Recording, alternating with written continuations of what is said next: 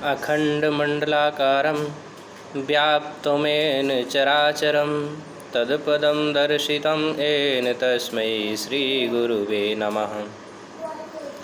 गुरुर्ब्रह्मा गुरुर्विष्णु गुरुर्देवो महेश्वरः गुरुसाक्षात् परं ब्रह्म तस्मै श्रीगुरुवे नमः।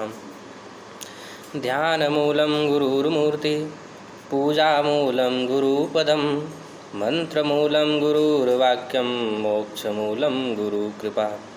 वन्दे बोधमयं नित्यं गुरुं शङ्कररूपिणं यमाश्रितो हि वक्रोऽपि चन्द्रा सर्वत्र वन्दते।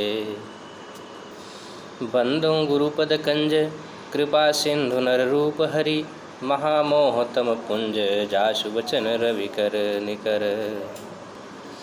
मित्रों एवं छात्रों, आप सभी ने गुरु के विषय में बहुत कुछ पढ़ा होगा, सुना होगा। आपने ये भी सुना होगा कि गुरु कुम्हार सिख कुंभ है, गड़ी गड़ी काढ़े खोट, अंतर हाथ सहार दे बाहर वाहे चोट। जिसका मतलब है कि गुरु कुम्हार की तरह है और शिष्य घड़े की तरह है। गुरु अंदर जैसे कुम्हार अंदर से घड़े में हाथ लगाता है और बाहर से मारता रहता है, उसको थपथपाता रहता है और सुंदर सा घड़ा बनाता है। वैसे ही शिक्षक भी, गुरु भी यही करता है। अंदर से उसको अच्छे अच्छे गुण भरता है और बाहर से अपना डर दिखाता है, छड़ी दिखाता है, उसको मजबूत बनाता है, उसका भविष्य उज्जवल बनाता है। इसी के साथ मैं एक और रूप बताऊंगा कि गुरु किसान की तरह है। किसान से बहुत सारी समानता है गुरु की। जैसे किसान सबसे पहले यही देखता है कि इस खेत में फसल अच्छी होगी या नहीं होगी, वैसे ही गुरु भी बच्चे को पहले ये देखता है कि ये अच्छा बनेगा या नहीं बनेगा, मेरी मेहनत इसमें सफल होगी या नहीं होगी। उसके बाद उस खेत की जुताई करता है।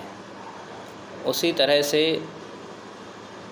बच्चे को समझाकर उसके दिमाग में जो भी परत जमी होती है उसको तोड़ता है और नई उर्वरता भरता है।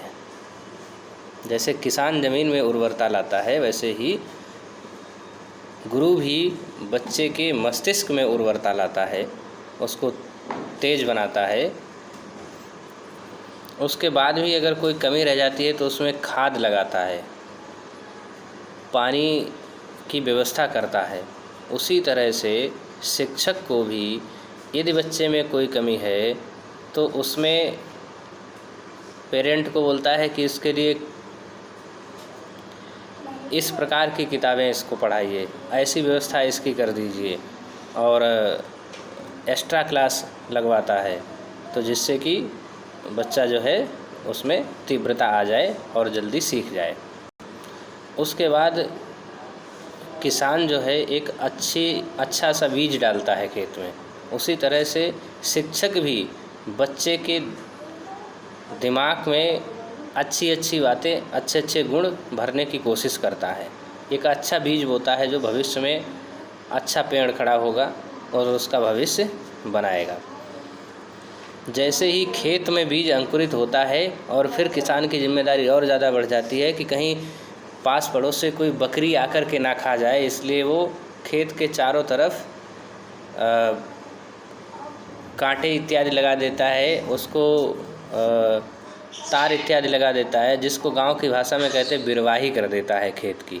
उसी तरह शिक्षक को भी ये ध्यान रखना पड़ता है कि इस जो बच्चा जो अच्छी बातें सीख रहा है, इसकी इन अच्छी बातों को खा जाने के लिए कुछ दुर्गुणी लोग ना इसके उसमें आ जाए, इसकी संगत ना बिगड़ जाए। इसकी संगत को दूर रखने के लिए अभिभावक को कहता है और उस पर कंट्रोल की बात करता है।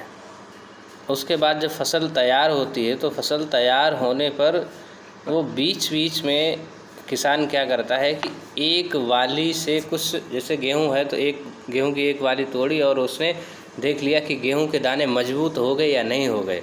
इस प्रकार से चेक करता है कि फसल मेरी ठीक ठाक है या अभी इसमें कोई कमी है। उसी तरह से शिक्षक भी बीच बीच में परीक्षाएं लेकर के बच्चे को तैयार करता रहता है, देखता रहता है कि अभी ये पूर्ण ज्ञान इसको हो पाया या नहीं हो पाया। उसके बाद जब फसल पूर्ण रूप से तैयार हो जाती तो फसल की कटाई करता है और उसे अच्छी मार्केट में पहुंचाता है, अच्छी बाज़ार में पहुंचाता है। उसी तरह से शिक्षक भी जब देखता है कि बच्चा अब परिपक्व हो गया है, फिर उसका फाइनल एग्ज़ाम ले कर के एक उसे अच्छा सा रिजल्ट दे कर के और कोशिश करता है एक अच्छी सी जॉब के चयन के लिए या अच्छी जो मार्केट उसकी है अध्ययन से संबंधित, उसके लिए उसको प्रिपेयर करता है। उसको ये भी बताता है कि आप इस विषय में तेज़ हैं तो आप इस साइड में जाइए, आप बिजनेस करिए या आप सर्विस करिए, आप IAS की तैयारी करिए, आप PCS की तैयारी करिए, किस क्षेत्र में आप सफल होंगे उसकी भी जहाँ तक संभव होती है उतनी जानकारी दे करके बच्चे को भेजता है। तो इस प्रकार से हम कह सकते हैं कि शिक्षकों की भी बहुत बड़ी एक जिम्मेदारी होती है, जिसके निर्वहन यदि शिक्षक पूरे मन से करते हैं तो उन्हें भी काफ़ी मेहनत करनी पड़ती है। इसी के साथ मैं अपनी वाणी को विराम देता हूं और गुरु पूर्णिमा की सभी को बहुत बहुत हार्दिक बधाई एवं अभिनंदन। और आज का यह वीडियो समस्त गुरुजनों को समर्पित करता हूं। धन्यवाद। बोलिए गुरुदेव भगवान की जय।